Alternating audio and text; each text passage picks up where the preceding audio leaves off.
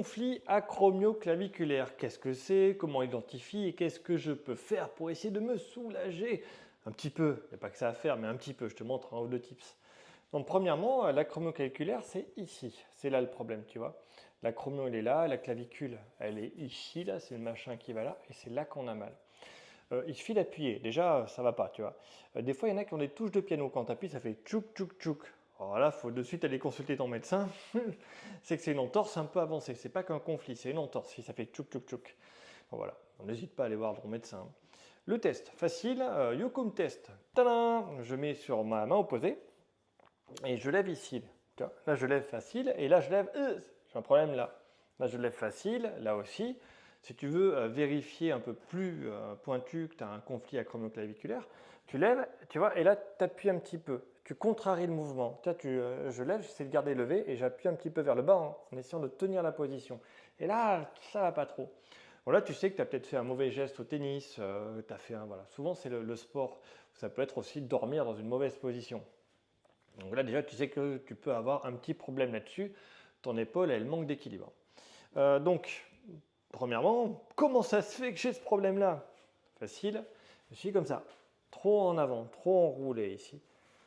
Voilà. Il faut trop enrouler, il faut recentrer les épaules. Et ça passe avant tout par la posture. Mais je vais donner quand même une astuce pour vraiment que les muscles de l'épaule, les muscles stabilisateurs de la coiffe des rotateurs travaillent un petit peu. La posture, tu peux aller voir, j'ai parlé plein de fois, il y a plein de vidéos qui en parlent, mais un petit peu de stabilisation.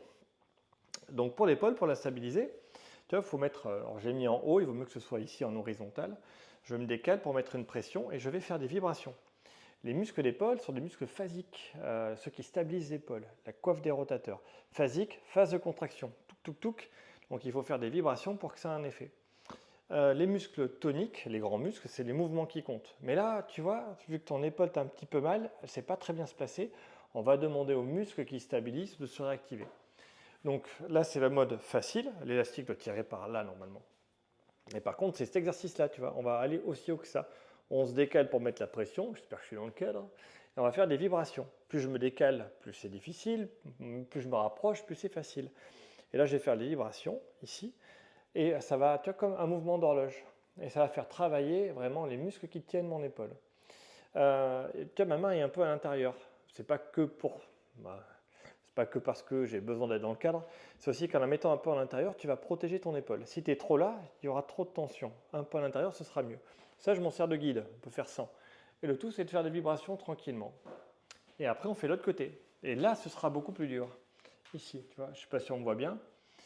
Et là, pareil, je prends et je fais des petites vibrations ici. Donc des petites vibrations. Et de l'autre côté aussi, des petites vibrations.